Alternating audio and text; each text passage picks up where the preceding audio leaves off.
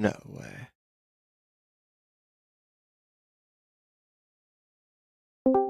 No way!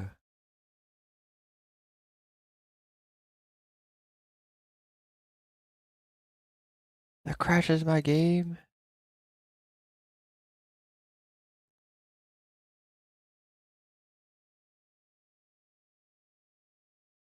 Deathfire Touch just ticks on it, whereas Comet means that you can just perma E and poke a lot more reliably. As soon as they pretty showed fucking easy, it's that pretty kill. handy that you can But just, it's another like, early channel game the where ultimate, and KT if it have a doesn't lead. go off, then you get the And this game, their scaling is it's not amazing compared to a Senna, right? But they have a lot of buttons dead and it's just wasted. Yeah, no, he's probably that glad that they synergize killed it in very time. well Yeah. together. So good gank again. they by play as KT, 5. able to capitalize on that window where his flash just isn't quite available. They knew Man, that I'm not gonna showed lie, up. Canyon's Playing- early games, And here, the CC layering's really good. That knockoff from Effort as well, knocking him just a little bit away from the turret.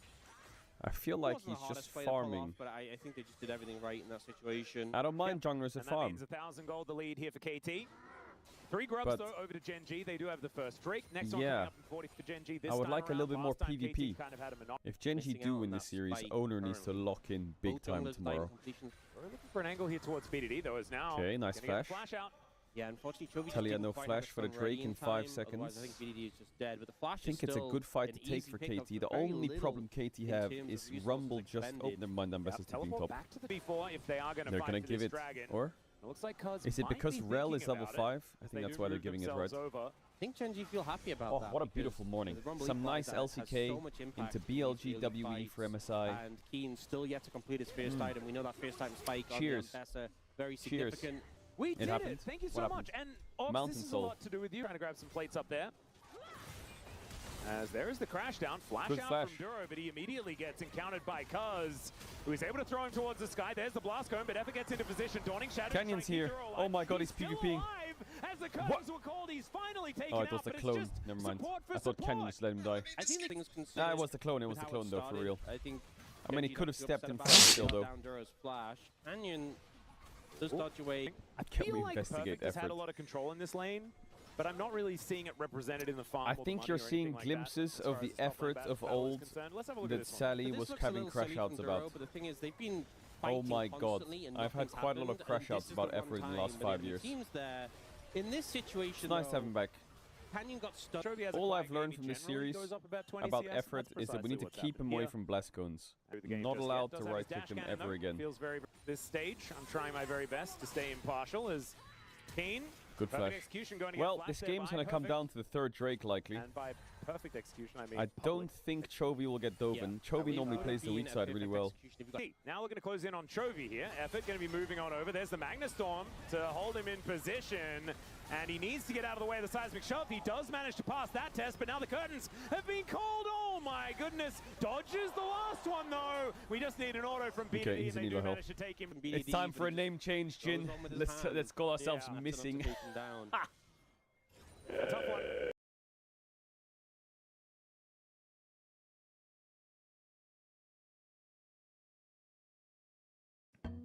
Hello, gentlemen. And Mom. Do you know who the most broken character in Melee is? What? No, not him. No, not him either. No, not... It's not a high tier, okay? It's this guy. This guy.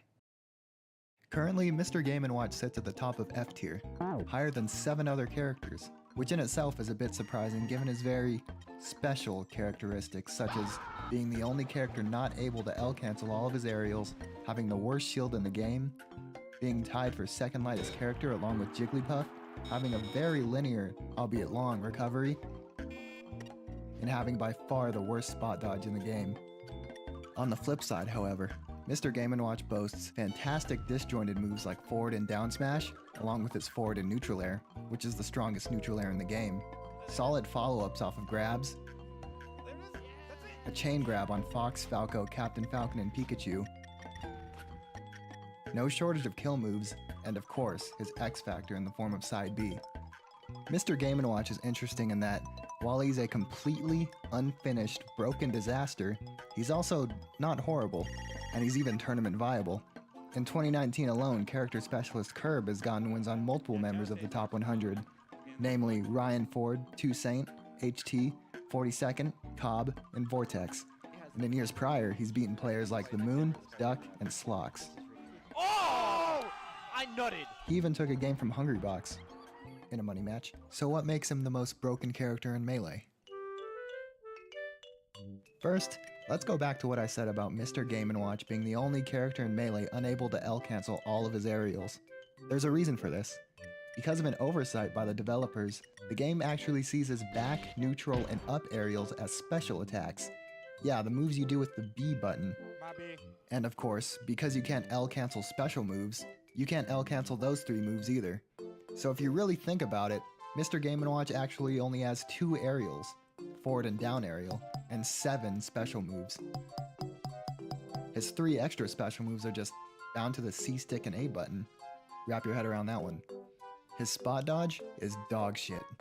When you spot dodge in Melee, the amount of frames you're intangible, or unable to get hit or grabbed, and the amount of frames you're vulnerable after performing a spot dodge varies from character to character. One thing that stays consistent with every character's spot dodge, however, is that they all are intangible longer than they're vulnerable, with some even having twice as many intangible frames as vulnerable frames. I mean, it would be a little strange if a move meant to dodge attacks made you more vulnerable than not, wouldn't it? Get this, not only does Mr. Game & Watch get the least amount of intangibility frames, 11, on top of that, he's vulnerable for 20 frames, nearly twice as long as he is intangible. You're hearing that right. Mr. Game & Watch's spot dodge leaves him more susceptible to getting hit than it does help him avoid attacks. This is Mr. Game & Watch's full shield. Look at how little it covers. His head, his nose, his hands, and his feet are all exposed. Poor Mr. Game & Watch has to light shield to have it be comparable to other shields, which makes him get pushed back farther than if he were hard shielding and be stuck in shield stun for longer. According to the wiki, Mr. Game & Watch's pathetic shield is the result of a coding error, and the developers just never bothered to fix it, I guess, even in the updated PAL version of the game that was released 6 months after it was released in Japan. Look at this character. Look him in his eyes. Does he deserve all this?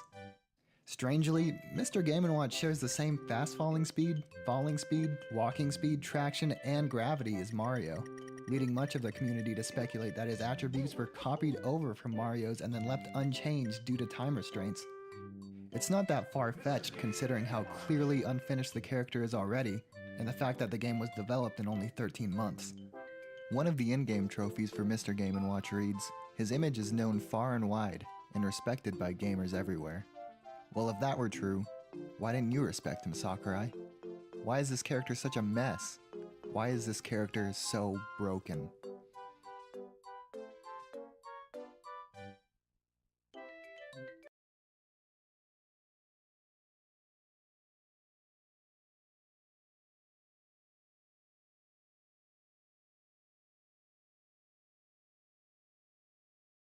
Hey, get out of the shot. Oops, my bad.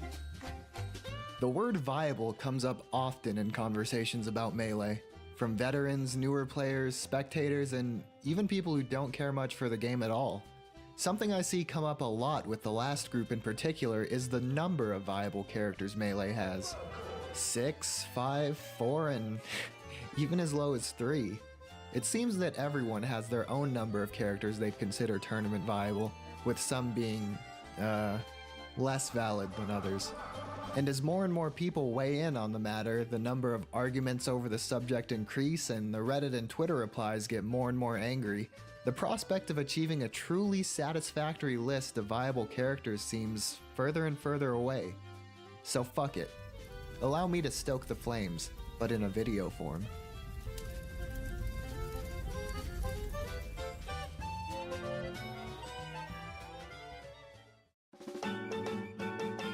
First, let's define viable. Google defines viable as capable of working successfully, feasible. And what would working successfully be in a tournament setting? Ignoring improvement, fun, or other reasons, for the sake of argument, let's just say to work successfully in a tournament is to win. Well, every character has won a tournament at some point.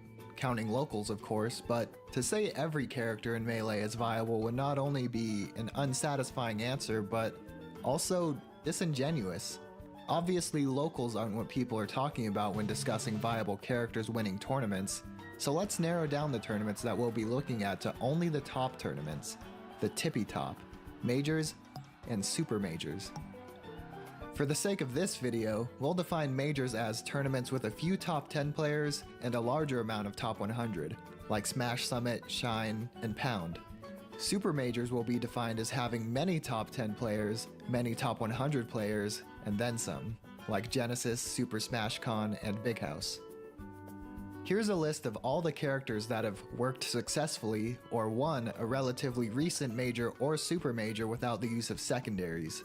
At the very least, this amount of characters, 7, should serve as an almost objective minimum to the amount of viable characters, right? Here's where we reach the posited question's first roadblock, and it's because of this yellow rat. The first major a Pikachu ever placed first at was Smash Summit 8 in 2019. On his way to being crowned champion, Axe, then ranked 10th in the world, took out Wizrobe, Zane, Mango, and Leffen. Is your Smash Summit 8 champion? However, some would argue that Pikachu is still unviable. Why? Well, because Axe dodged his problem matchups, of course. Those problem matchups specifically being Hungrybox's Jigglypuff, who Axe has only beaten once in his entire career, and Plup, whose main Sheik has a notoriously favorable matchup against Pikachu. Their line of thinking goes like this: if Pikachu didn't go through one or both of these players, then Axe just got lucky, and his win is either a fluke, doesn't matter, or is only possible because of his fortuitous bracket. And while I agree that Axe did have a fantastic bracket to succeed in the event, and I fully understand why some might have this line of thought, let me explain why it's horribly, horribly flawed. The same year Axe won Smash Summit 5, Wizrobe, a solo Captain Falcon main, won the Super Major Smash and Splash 5 over the likes of Leffen, Omza, and Hungrybox. Twice. This was the first Super Major a Captain Falcon main had won in over a decade. And luckily for Wizrobe, he didn't have to face Mango, whose Falco has only lost to a Captain Falcon once. Ever. And yet, no one argues that Captain Falcon isn't viable for this reason. Here's another example. In January, solo Marth main Zane won Genesis, but there's one catch. He didn't face Axe, who can probably count the number of times he's lost to Marth in the last 10 years on one hand. And you guessed it, Zane has never beaten Axe. And when Mango won Get On My Level that year using only Falco, he didn't face Hungrybox's Jigglypuff, who Mango has since given up trying to beat with Falco in favor of Fox, who historically does much better in the matchup. Do you see where I'm going with this? Regardless of which characters or players were dodged when a character wins a major or super major, the champion has to go through several of the world's best players to win anyway, and a victory is a victory. Another odd claim I've heard toward people like Axe is that because his character's success is largely only credited to one person, their character isn't actually viable. And to this I say, what? What makes a character good enough to win isn't the player playing them. What allows Axe to win extremely important tournaments are the tools Pikachu grants him, tools that other characters like Bowser for instance, just don't have. Insanely skilled players like Axe just use what tools Pikachu has with incredible proficiency, just like everyone else in the top 10 does with their respective character. Anyone can pick up Pikachu like Axe and given enough time, dedication, and hard work, utilize those same tools that Pikachu gave Axe to win on their own. Pikachu, as a character, always has the tools that Axe used to win. In short, these 7 characters are viable.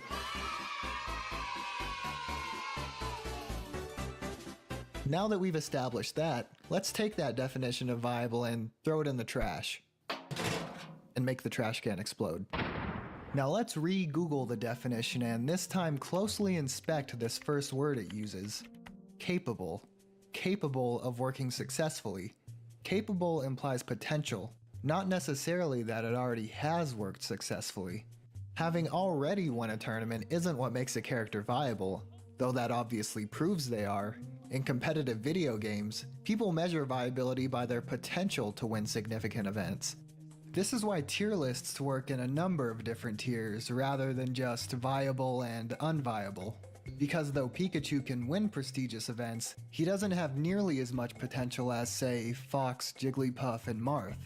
This is also why Fox, Jigglypuff, and Marth are commonly placed right next to each other in tier lists currently. Even though they don't win the same amount of tournaments, they're perceived as having close to the same potential. Here's an example. Though only a handful of characters out of its massive roster have actually won majors and super majors, Smash Ultimate players will put characters that haven't won in the same tier as characters who have. Why? Because of their potential. You can see this same thing happen in Smash 64, Brawl, and Smash 4 tier lists. As such, we'll be expanding our definition of viable to has already won a major or super major, or has shown demonstrable potential to, given an exceptionally skilled character specialist. So here's where you can choose to be optimistic or a bit more pragmatic as we go through the remaining characters and decide if they're viable or not. Luckily for Melee, we have a lot of past results to work with, and we can easily choose a quantifiable method of determining viability beyond these 7 characters. So along with top player head-to-head, let's start with an extremely difficult feat for any character at a major or super major. Top 8, Championship Sunday. We can use these 2 criteria to sort of simulate. If a character can get to top 8 and has beaten top players before, there's a realistic chance they could win a major or super major when being played at top level. Using this metric, the list of possibly viable characters greatly expands, but their success varies. Sheik, for example, has never won a major or super major solo, though Plup, a Sheik main, has won several majors and super majors using Fox against Hungrybox, and Sheik for literally everyone else. Wow, he just walked over there, that should be it. Amza, a Yoshi main, has taken multiple sets from top players like Hungrybox, Mango, Axe, Mewtwo King, and Plup, and it's kind of surprising when he doesn't reach top 8. And while Ganon has enjoyed a small amount of top 8s at bigger tournaments, he doesn't have much success beyond that. No tech, that's really bad. Here I've roughly arranged the characters outside of these first 7 viable characters by their results. Operating under the principle that these 7 are fully viable because of their victories, where do we draw the line between viable and not viable for the rest? Someone with little faith would probably draw the line at about 8 or 9 viable characters, while an optimist would say that more than half of the characters are viable, and these characters without many results just need to be developed further. I would make the cutoff here, 11 viable characters. Samus is really the last character here with fantastic top player wins and at least some top 8 placements. And Duck with the 3-0 over Hungrybox, taking it to set 2. Dr. Mario is definitely on the fringe of viability, but it's a tough call considering the best Dr. Mario player, who was top 10 in the world with the character at the time, began maining Sheik in 2014. We're bringing it back! We are bringing it back! These last 2, while clearly okay characters, simply lack the placements and head-to-head results to be considered a viable major or super major champion, at least currently. No, being viable doesn't mean these characters are equally as good, and no, it doesn't mean they all have an equal chance of winning. However, the characters here all have at least some fantastic wins over the best of the best, and a history of excellent placements. Given an amazing player, these characters could realistically win a major or a super major.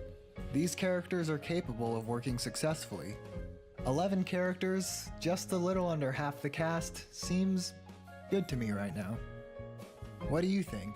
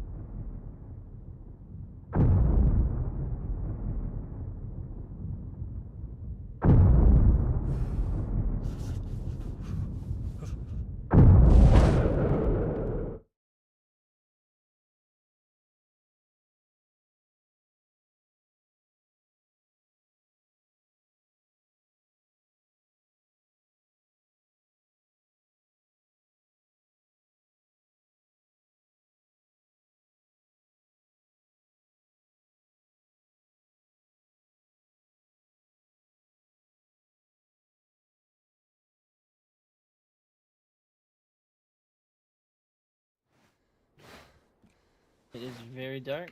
Wait, how'd you get up so early? I don't know.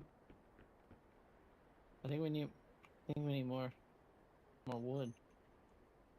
Yeah, this one. And a restart is in 5 minutes. Oh, restarts in 5? It's gonna be in 2 actually. It's gonna kick us out. Should we get more wood? Yeah. Let me unlock this door. Yep, let's grab some firewood. Yeah. We gotta find a gun, boys. Oi, so I don't see shit there.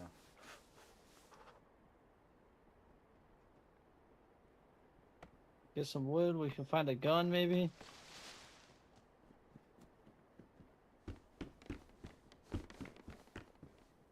Okay, I'll put the fire in the here.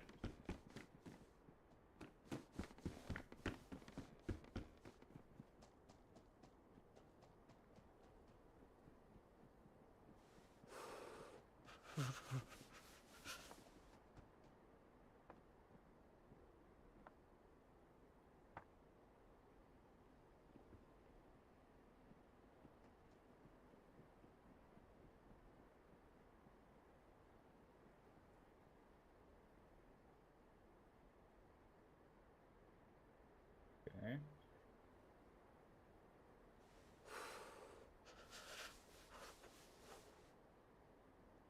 Opa.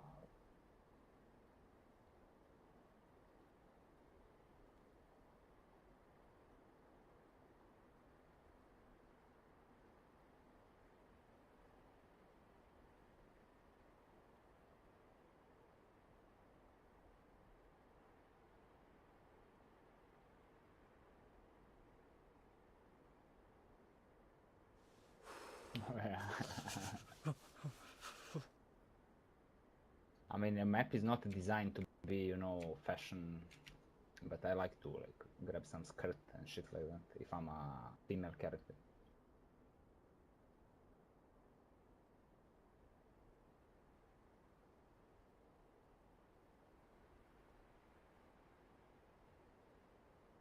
Okay, let's hope you get in. There is.